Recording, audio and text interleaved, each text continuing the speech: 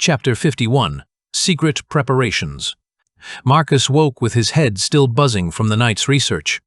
The transition between worlds felt sharper lately, like stepping from a warm room into cold air. He sat up in the small academy quarters, looking around at his sleeping family members. Grandfather was breathing steadily, finally getting the rest he needed. The twins were curled up together on their shared cot. Tom was sprawled across his bed, one massive arm hanging off the side. Marcus slipped out quietly and made his way through the academy's early morning corridors. He had a list of materials to find, and he needed to get them without anyone asking questions. The market district was already busy when he arrived. Vendors called out their wares, and the smell of fresh bread mixed with less pleasant odors from the livestock pens. Marcus pulled his hood up and started looking for what he needed. Saltpeter. That was the tricky one. In his world, you could find it at any garden center. Here, he'd have to get creative. After asking around carefully, he learned that the tanners used it for treating hides. A silver coin bought him a small pouch with no questions asked. Sulfur was easier. The alchemist shops had it for medicinal purposes. For treating skin conditions. Aye! He told the elderly shopkeeper, who nodded knowingly. Charcoal was everywhere. He bought extra, claiming he needed it for drawing. By midday, he had everything hidden in a small sack under his cloak. But as he walked back toward the academy, doubt gnawed at him. What was he doing? These materials could make something that would change warfare in Valdris forever. Was he ready to be responsible for that? If he could find Owen, maybe the missing foreman could provide a secure place to work, he thought. The investigation meeting was scheduled for late afternoon in Master Thymon's private chambers. Marcus arrived to find the usual suspects already gathered. Alice with her ever-present writing materials. Sister Cora in her practical armor. Commander Kane looking gruff as always. Master Thymon looked frailer than usual, but his eyes were still sharp. We've confirmed the meeting location, the old mining supervisor's office near the abandoned eastern shafts. Tomorrow night, he said without preamble. Master, I must protest this course of action. We're talking about directly confronting unknown magical forces with minimal backup. The risk to Academy personnel is unacceptable. Head scribe. Genevieve spoke up immediately.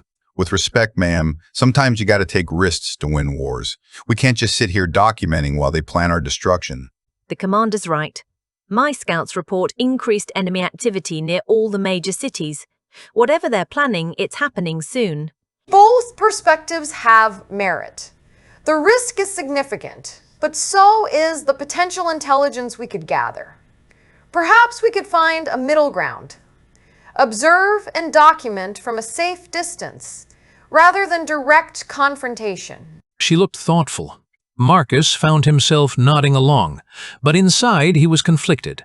He had the materials for explosives hidden in his quarters. If things went wrong tomorrow, he could, but should he?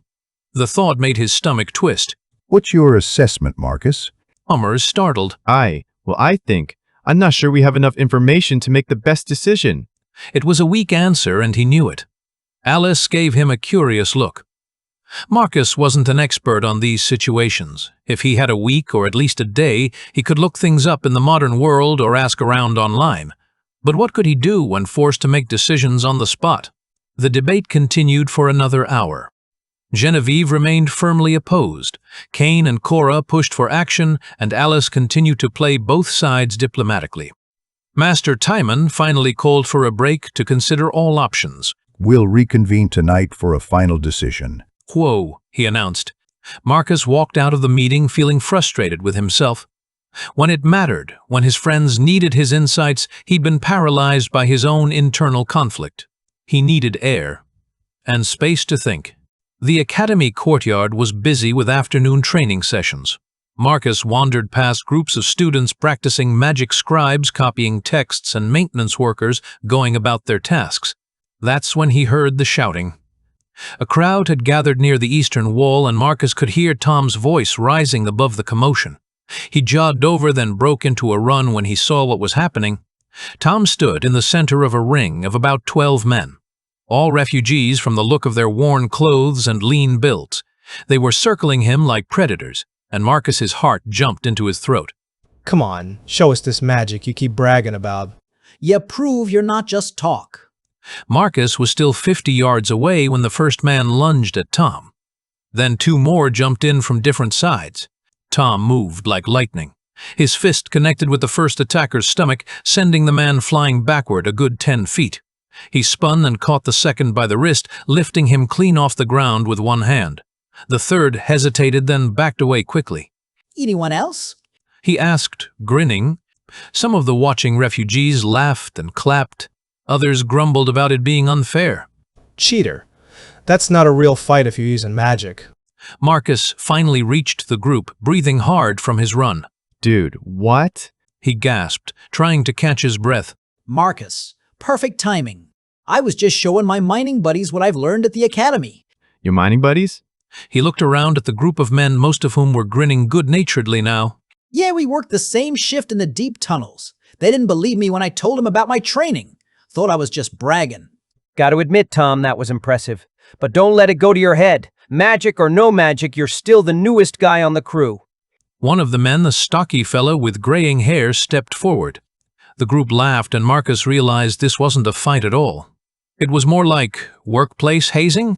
Or maybe just friends testing each other. Don't tell Miss Harrigan about the sparring. She keeps reminding us that magic is for protection and betterment, not showing off. Your secret's safe. But Tom, be careful about who you demonstrate your abilities to. Not everyone's as friendly as your mining crew. I know. But these guys, we look out for each other down in the tunnels. If something happened to me, they'd be the ones trying to dig me out. As they walked back toward the academy together, Marcus felt a strange mix of pride and worry.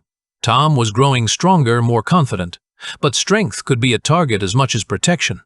And tomorrow night, they were all walking into a situation where they might need every advantage they could get, including the one Marcus had hidden in his quarters, whether he was ready to use it or not. That night, unable to sleep, Marcus slipped quietly out of the academy. The moon hung low over the city, casting long shadows across the empty streets as he made his way toward the edge of the refugee quarter. He kept to the alley's heart-pounding every footstep, echoing louder than it should. He found Owen where he'd hoped, leaning against the wall behind a shuttered tavern half hidden in the gloom. The older man looked up, eyes wary, until he recognized Marcus. Owen, I need your help, and you owe me. Owen studied him for a long moment, then nodded slowly. You in trouble, lad? Not yet, but I might be soon. I just need a place to work. Owen's expression softened slightly. I reckon I can manage that. There's a warehouse, quiet spot, nobody asks questions. He pulled a key from his pocket. Consider us even. Marcus took the key, feeling its weight. Thanks. Don't thank me yet, and don't come looking for me again. He said, already turning to leave.